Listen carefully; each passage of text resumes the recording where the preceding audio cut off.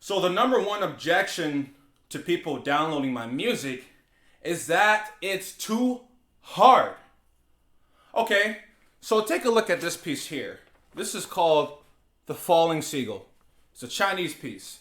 Now, yes, I understand that my music, like this piece in particular, is very challenging, and the reason why is because a lot of the technique that are used in my music is not really focused on in classical music school. That might be contributing to your fear to perform music that have different influences in them. Like, for example, this Chinese piece I have, emulates the erhu. So if you don't know how to emulate an erhu, let alone if you even know what an erhu is, then you're not going to be able to play this the correct way. Another instrument that's emulated in this piece is the Chinese zither, which is that instrument that they pluck. It's laid out on the side and like and they vibrate the string and pluck it like that. That's another instrument that you must understand in order to play my piece. Now, I understand that a typical classical musician, right? And for my music, it's only bass music. But for bassists, the typical repertoire run for bassists is you usually start with something like Bottesini, for example. So maybe you work your way up to the Bottesini Concerto Number 2. Everybody plays that. It's a pretty standard thing.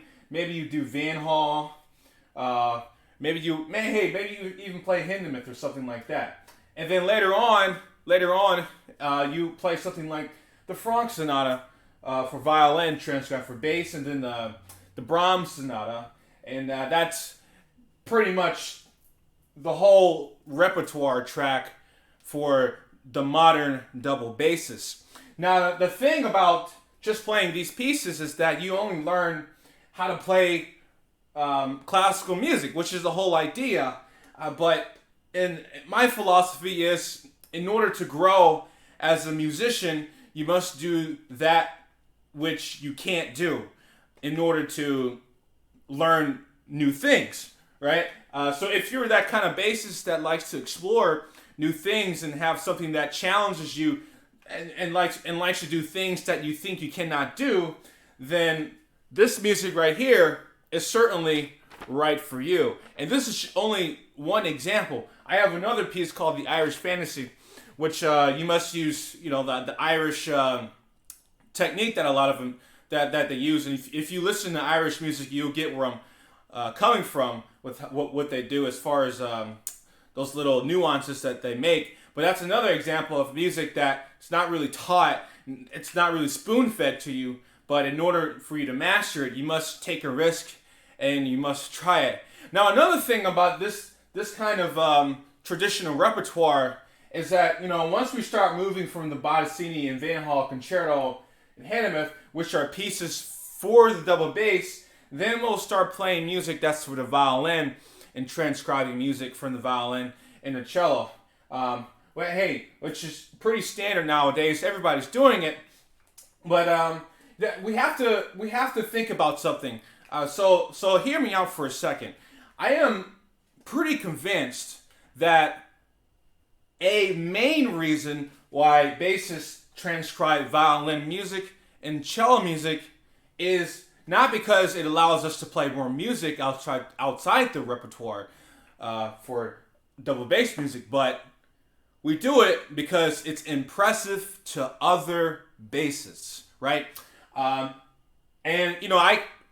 I hear people playing the transcription of the Franck or the Brahms cello sonata or the Rachmaninoff cello sonata, you can kind of tell that the reason why they're doing this is because it's impressive to other double bassists and other instrumentalists. But we have to think of something here.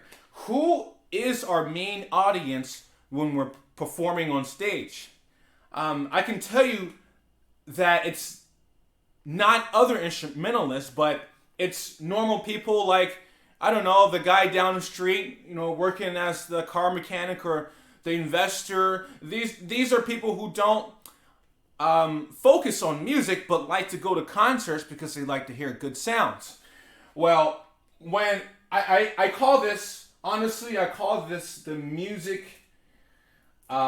musician's performance complex. And what this means is, I see this a lot. When musicians like to perform music and do things with the career that's only impressive to other musicians, not necessarily in favor for the audience. So what I am getting at here is that although this kind of thing is cool for other musicians, you know, this kind of music is actually very, very impressive for the audience. Now, it may not be impressive for your classmate in music school, because when you say, "Oh, I'm playing Xavier Foley's piece called "The Falling Seagull," they're like, "Well, that's not the Brahms sonata. That's not written by Brahms. It's not Prokofiev. It's not Rachmaninoff." Hey, and honestly, yeah, sure. If you're playing my piece, it's not that impressive because one, people don't really know about it, and two, it's not written by Brahms. And I know Brahms is a figurehead in classical music school and classical music in general, and you know, and that's something that kind of sounds good when it rolls off the tongue. But when we're performing for the audience and we're selecting music for the audience, we tend to neglect music that is actually valuable to the audience. You know, for example, my other piece, the Irish Fantasy, the audience loves that piece, okay? Because, hey, it's Irish music, and you can't really go wrong with Irish music. It sounds so happy. It's always happy. You know, look, there's a Scottish, I think there's a Scottish fantasy for violin. It's a concerto. Well, that's one thing, but why don't you try something different that's appealing for the audience and challenging for you as a classical musician? I challenge you to try to perform music that you think you can't play. I mean, look, when you're in music school and when you're out on the road performing, I can understand that it's much easier to do the stuff that you've already learned how to do, that you've already been taught how to do.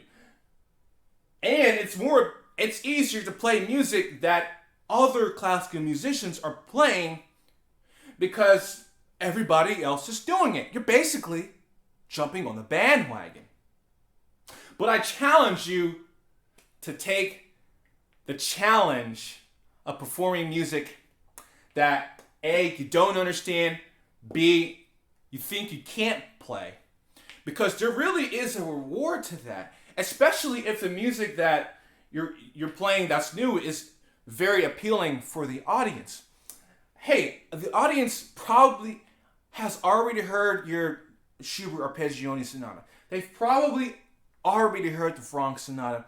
They've probably already heard the Brahms Cello Sonata in E minor, because that's what all the other classical musicians these days are playing. They're playing all this standard repertoire, you know, and they really want something new. They don't want to hear the same thing, but you have to get out of this music performance complex that you're stuck in, because you're stuck in this. And honestly, I think it's a disease, because your mind is so stuck and so focused on what other musicians approve of, right? So I'll just stop there. I think my point has come across. Now, if you're interested in getting my music like this, which is called the Falling Seagull, you simply go to my website, you scroll down, and you click that big box that has a picture of sheet music on it. It says shop music.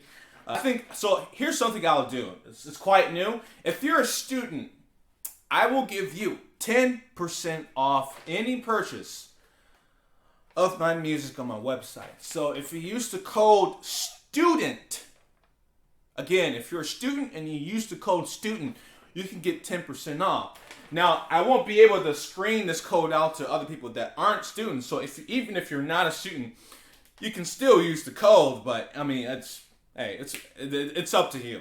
But if you use the code STUDENT, you can get 10% off all my music on my store. Also, some of you may not know this, but if you do if you are in the market for a carbon fiber bow that's relatively cheaper than all the other more expensive ones on the market, and if you purchase my Fiesta carbon fiber bow, then I will send you a code that will give you 100% off all my sheet music on my online store. Yes. So go ahead and type in your web browser, if you're using Chrome or Internet Explorer, www.xavierfoley.com, and you will see all the products on that homepage. Again, it's www.xavierfoley.com. All right, thanks for listening, and happy practicing.